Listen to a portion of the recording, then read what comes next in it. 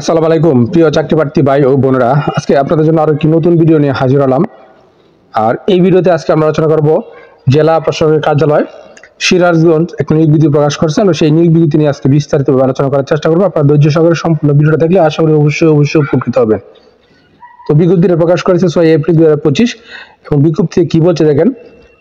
জেলা প্রশাসকের কার্যালয় সিরাজগঞ্জ এর অধীন উপজেলা নির্বাহী অফিসারের কার্যালয় সমূহে সাধারণ প্রশাসকের অধীন নিম্নবর্ণিত শূন্য পদ সমূহ অস্থায়ী ভিত্তিতে প্রচলিত নিয়োগ বিধি অনুযায়ী সরাসরি নিয়োগের মাধ্যমে প্রণয়ন নিমিত্তে সিরাজগঞ্জ জেলার স্থায়ী বাসিন্দাগণের নিকটতে নিম্নবর্ণিত শর্ত সাপেক্ষে দরখাস্ত আহ্বান করতেছে তারা।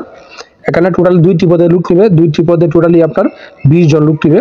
তো প্রথম নম্বর পদ হলো কম্পিউটার অপারেটর, এখানে তারা একজন লোক নিবে। এই পদে 13তম গ্রেডে আপনাকে তারা বেতন দিবে এবং এই পদের জন্য শিক্ষাগত যোগ্যতার প্রয়োজন হবে কোনো শিক্ষিত বিশ্ববিদ্যালয়তে বিজ্ঞান বিভাগে স্নাতক পাস, স্নাতক সমান পাস এবং কম্পিউটার মুদ্রা করে আপনার গতি থাকতে হবে বাংলায় 25, ইংরেজিতে 30 সহ আপনার স্ট্যান্ডার্ড অ্যাপটিটিউড টেস্টে আপনি উত্তীর্ণ হতে হবে।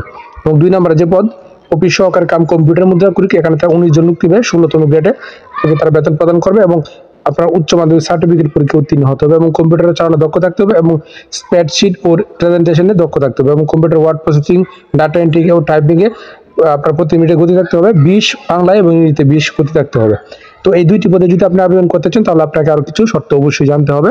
শর্তগুলো কি দেখেন কি বলছে। এক নম্বরে প্রার্থীকে অবশ্যই বাংলাদেশের নাগরিক ও সিরাজগঞ্জ জেলার স্থায়ী বাসিন্দা হতে হবে এবং নির্ধারিত আবেদন ফর্মটি সিরাজগঞ্জ জেলার যে ওয়েবসাইট সিরাজগঞ্জ www.সিরাজগঞ্জ.gov.bd ওয়েবসাইট ও জেলা প্রশাসকের কার্যালয় সিরাজগঞ্জ এবং সিরাজগঞ্জ জেলার সকল উপজেলা নির্বাহী অফিসারের কার্যালয়ে যে নোটিশ বোর্ড সেখানে আপনারা পেয়ে যাবেন এবং নির্ধারিত আবেদন ফর্মের নির্দেশনা ও নিয়োগ বিজ্ঞপ্তি শর্তাবলী অনুযায়ী প্রয়োজনীয় তথ্য আপনাকে প্রদান করতে হবে এবং প্রার্থীর বয়স সীমা 8 এপ্রিল 2025 তারিখে 18 থেকে 32 বছরের ভিতরে হতে হবে এবং এখানে বয়স প্রমাণ এফিডেভিট গ্রহণযোগ্য নয়।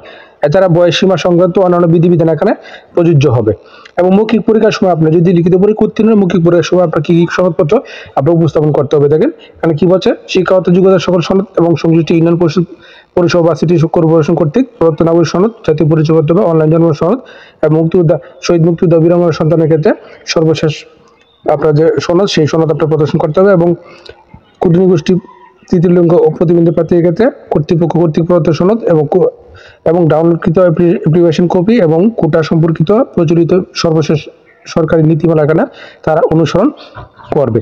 তো এছাড়াও আরো অনেকগুলো শর্ত দেওয়া আছে, আপনারা এই সবগুলো শর্ত ভালোভাবে পরে ভিডিওটা পজ করে ভালোভাবে সবগুলো শর্ত পরে তারপরে আবেদন করবেন এবং আবেদন করার জন্য আপনাকে কোন ওয়েবসাইটে প্রবেশ করতে হবে। ওয়েবসাইটটা হলো dc-sirazganj.teletalk.com.bd এই ওয়েবসাইটে প্রবেশ করবেন এবং আপনার এই ওয়েবসাইটে প্রবেশ করে আপনার আবেদন করতে হবে এবং আবেদনের শুরুর তারিখ 8 এপ্রিল 2024 সকাল 10টা থেকে 8 এপ্রিল 2025 সাল সকাল 10টা থেকে আবেদন শুরু এবং শেষ হবে আপনার 27 এপ্রিল 2025 বিকাল 5টা। এই সময়ের মধ্যে আপনাকে আবেদনটা করতে হবে এবং আবেদনের ছবির সাইজ হতে হবে আপনার 300 এবং স্বাক্ষর 380 পিক্সেল এবং এই 2টি পদে যদি আপনি আবেদন করতে চান তাহলে আপনাকে পরীক্ষার ফি বাবদ আপনার কাছ থেকে তারা কত টাকা চার্জ করতে হবে। তো দেখেন এখানে কি বলছে, আপনার টোটালি 112 টাকা আপনার কাছ থেকে তারা পরীক্ষার ফি বাবদ চার্জ করবে। তবে এখানে শর্ত কি, ক্ষুদ্র গোষ্ঠী, শারীরিক প্রতিবন্ধী ও তৃতীয় লিঙ্গের প্রার্থীগণ যারা আছেন তাদের ক্ষেত্রে এই 2টি পদে 56 টাকা পরীক্ষার ফি শুধু তাদের ক্ষেত্রে এটা প্রযোজ্য। তো আশা করি বিষয়টা বুঝতে পারছেন। আপনারা এই সবগুলো শর্ত পড়বেন ভিডিওটা এবং নিয়োগটা সম্পর্কে ভালোভাবে খোঁজ খবর নেবেন, নিয়ে তারপরে বুঝে শুনে নির্ধারিত আবেদন করবেন। আর প্রতিদিন আপডেট চাকরির খবর পেতে অবশ্যই আমার চ্যানেল আর ফেসবুক পেজ এর সঙ্গে থাকবেন। ধন্যবাদ সবাইকে এতক্ষণ সাথে থাকার জন্য।